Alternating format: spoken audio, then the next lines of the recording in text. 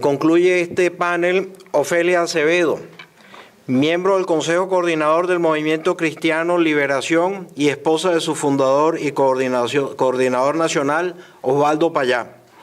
Gestor principal en Cuba del Proyecto Varela, iniciativa legal apoyada en la Constitución que mediante un referéndum los ciudadanos deciden libremente los cambios en las leyes que les garanticen los derechos fundamentales.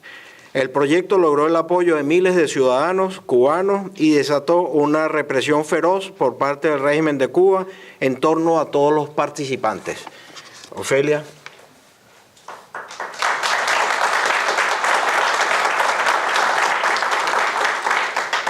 Buenos días a todos. Muchas gracias al equipo gestor del Foro de Promoción Democrática Continental por la invitación que hemos recibido a participar. Les agradezco ahora aún más el compartir con tantas personas ilustres que nos han acompañado en este panel y que nos van a seguir acompañando durante todo el día.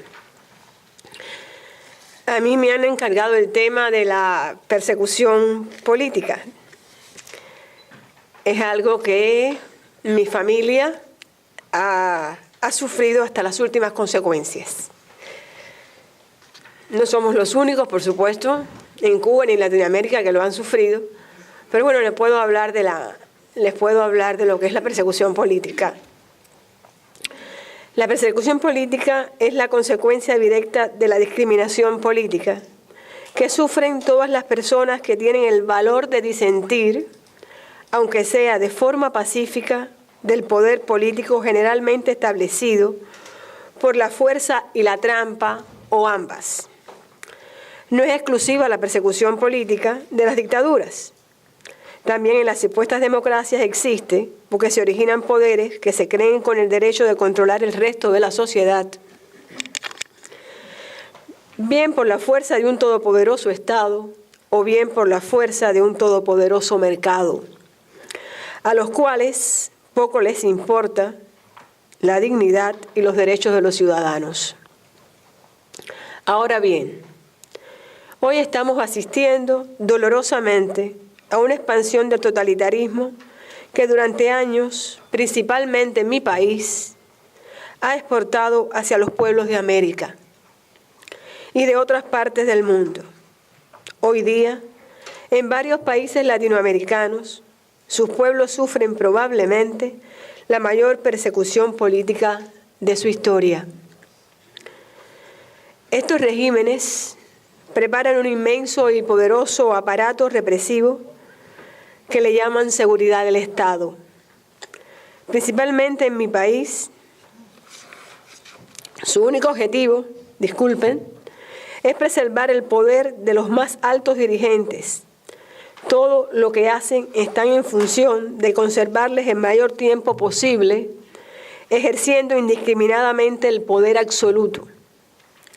Este es el aparato encargado de la más cruel persecución política a los ciudadanos. Los mecanismos para ejercer la persecución política en los países que se identifican con el camino totalitario cubano son los mismos en todas partes. Siempre que conocemos casos en diferentes países exclamamos, lo mismo que en Cuba. Es el mismo libro, solo que nosotros sacamos una buena ventaja en el tiempo. La clave es el terror, pero no al estilo de los antiguos dictadores latinoamericanos, no. Todo empieza por localizar un supuesto y terrible enemigo, el imperialismo yanqui para los casos de Cuba y América Latina, del que hay que defenderse a toda costa. El omnipresente enemigo somos en verdad todos los que no nos sometemos a los caprichos de los que ostentan el poder. Puede ser la prensa, las emisoras de radio, los canales de televisión, la iglesia, la propiedad privada, políticos, profesores, trabajadores, hasta sencillas familias que dicen lo que piensan y no se dejan determinar por el terror. Cuando entregamos las firmas del Proyecto Varela en la Asamblea Nacional del Poder Popular, La reacción descomunal del gobierno fue casi inmediata. Dejaron ver la realidad. El único enemigo en que en verdad temen es al pueblo. Son los únicos que pueden removerlos del poder, o que podemos removerlos del poder. Para defender los supuestos intereses del pueblo que dicen representar, tienen que confiscar, despojar, nacionalizar, destruir, vigilar, amenazar, chantajear, aislar, encarcelar y hasta matar. Nada les importa. Una vez controlada los medios de información independientes, es mucho más fácil matar y que nadie se entere o se enteren tarde. De todas formas, ya no hay instituciones, porque ya las controlaron o las destruyeron, como ocurre en mi país. Y el miedo ya se ha ido incorporando en el alma de las familias víctimas, que no saben ni se sienten capaces de defender ni a sus propios muertos. Se ha instaurado entonces lo que mi esposo llamó la cultura del miedo. Atacan todos los valores de lo que ellos llaman moral burguesa y empiezan a instaurar la llamada moral socialista, que aún está por definirse, pero que en la práctica ha sido la exigencia de la incondicionalidad al poder.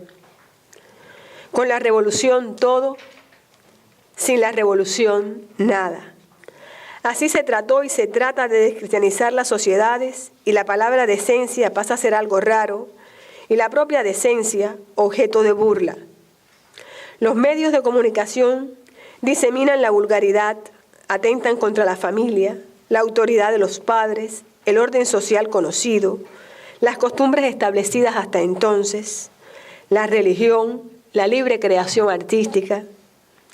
Se apropian de la educación, donde imponen sus sistemas de dispersión de la familia, de promoción de la mentira, verdaderos laboratorios donde se reinventa la historia y se manipulan las conciencias a base del chantaje de no poder terminar una carrera o de considerarse no confiable para desempeñar un puesto de trabajo determinado.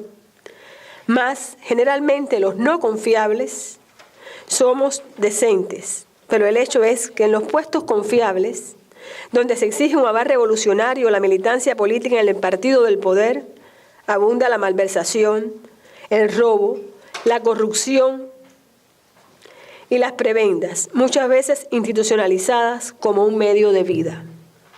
Esta situación es el caldo de cultivo del crimen, el robo, de la delincuencia en general, el flagelo que cada día crece sin límites en nuestros pueblos y que muchas veces las dictaduras que lo generan utilizan esas mismas personas en sus actos de repudio, de persecución política, como provocadores y generadores de falsos conflictos para intimidar a sus víctimas.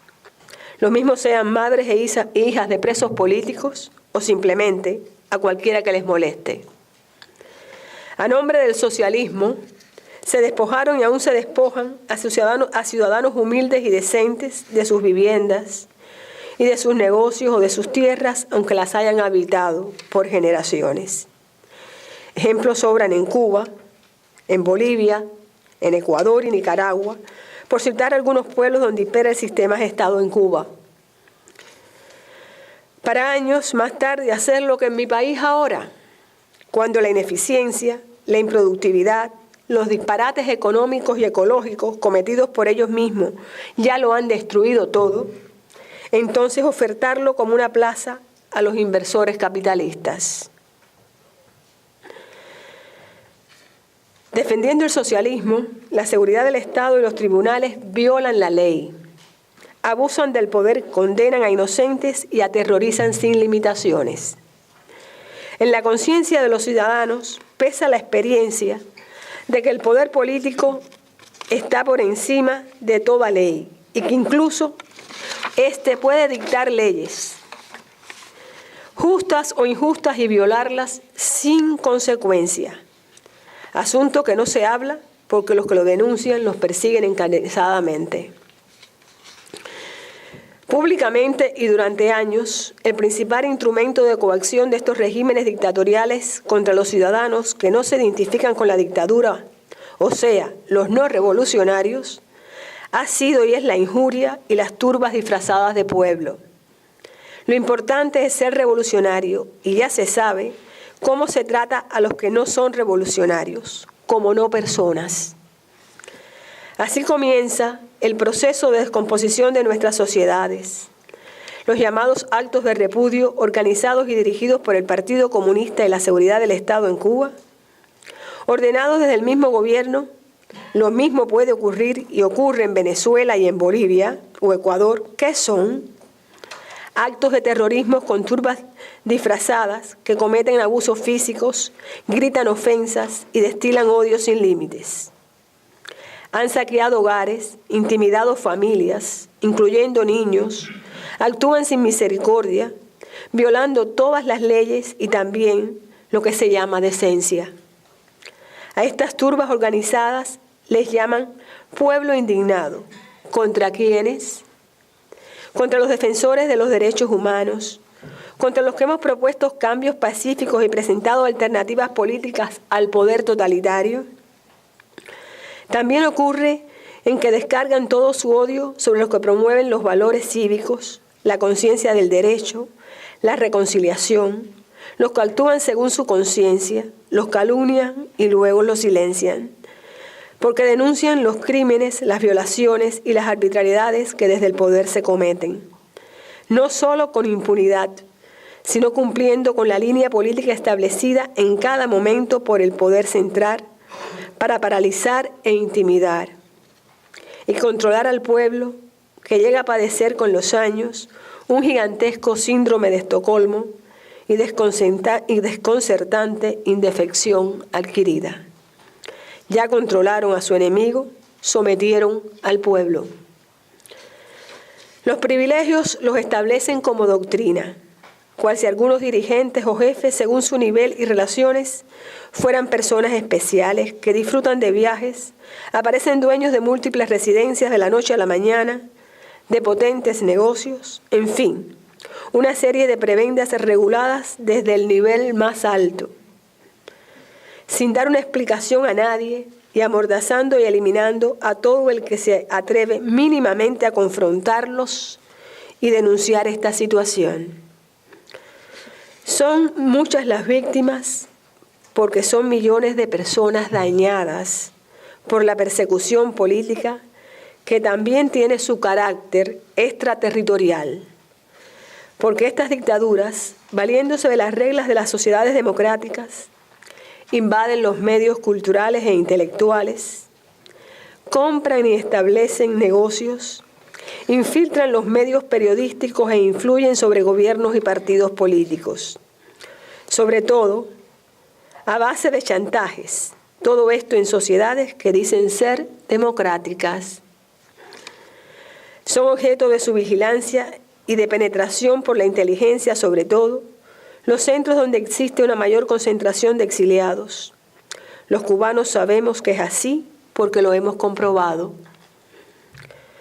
Podríamos hablar de miles de ejemplos desde que se están gestando, años antes de llegar al poder, todas estas dictaduras. Imposible poder reportar todos los casos de persecución política.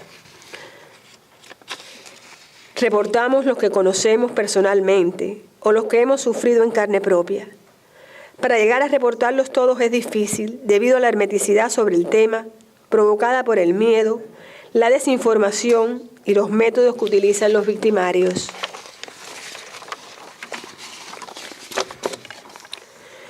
La realidad, sabemos, siempre supera las estadísticas. Pero tenemos algunas estadísticas que son de dominio público que nos hablan, por ejemplo, que solo en el año 2013 en Venezuela se han reportado alrededor de 25.000 muertes. Y en los últimos 15 años de poder chavista, la escalofriante cifra de 200.000 muertos.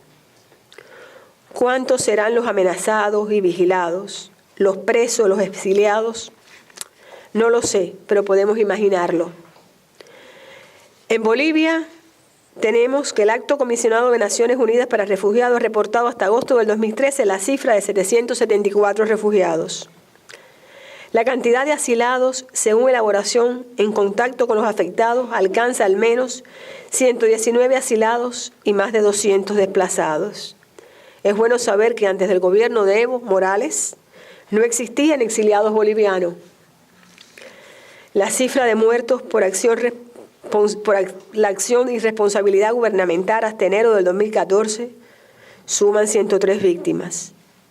Presos y detenidos políticos, 103 las víctimas, entre ellos el gobernador de Pando, Leopoldo Fernández, y 5 generales miembros del alto mando militar hasta el año 2003. De Cuba, según Archivo Cuba, entre agosto del 2006 y diciembre del 2013, 205 personas han sido víctimas de desapariciones, muertes extraoficiales, muertes en prisión, presos injustificadamente, y cientos de personas han sido arbitrariamente detenidos. Y es solo una pequeña muestra. Nosotros, además, no podemos cuantificar los miles de muertos cruzando el mar en estos 55 años. Hace solo unos días arribaron 29 personas que navegaron con suerte esta vez. Y tenemos más de 1 millón de exiliados. Tenemos el mayor número de cárceles en la historia de nuestro país, algunas desconocidas. La cantidad mayor de presos políticos de la historia. Estas son algunas de las secuelas de la persecución política, que se hace implacable contra aquellos que representan y defienden una alternativa política al totalitarismo y que logran movilizar un grupo importante de ciudadanos para que tomen acción en función de sus derechos, como sucede con el reclamo de la iniciativa legal del proyecto Varela y la demanda de plebiscito sobre las elecciones libres. Camino que encarnaba Osvaldo Payá, cuya existencia se hizo intolerable para los represores. Nos toca a los cubanos continuar ese camino que sabemos es incompatible con el totalitarismo. Por eso reclamamos un plebiscito con garantías democráticas, porque si los ciudadanos tienen voz y esa voz es efectiva, ya nadie decidirá por ellos. Y eso también es lo que reclamamos para América Latina. Y esa voz es la que pretenden apagar en América Latina hoy. En el documento de denuncia que el Movimiento Cristiano Liberación desde La Habana publicó ante la Constitución de la CELAT, mi esposo Osvaldo Payá manifestaba: el penoso escándalo de esta reunión y no por repetido menos inmoral, es el silenciamiento de las aspiraciones de libertad y democracia del pueblo cubano todavía sometido al totalitarismo. Los gobiernos de Latinoamérica y el Caribe, con su complicidad con la opresión y su falta de coraje político, han condenado a Cuba a más de 50 años de soledad y quieren condenarla a 100 años sin libertad. El profesor Sánchez Benzaín señala en su libro La dictadura del siglo XXI en Bolivia: cometimos el pecado de omisión de aceptar las permanentes violaciones que cometía y comete la dictadura castrista. No denunciamos a tiempo los excesos y atropellos y luego pasó lo mismo con los de Chávez.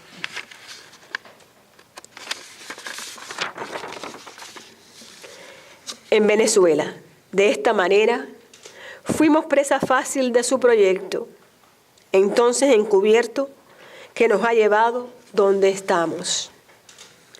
Pero como bien explica el profesor Sánchez Benzaín, en la lucha contra el totalitarismo hay que llamar las cosas por su nombre, no perder la capacidad de denuncia, despertar la solidaridad de las democracias del mundo y ser determinados.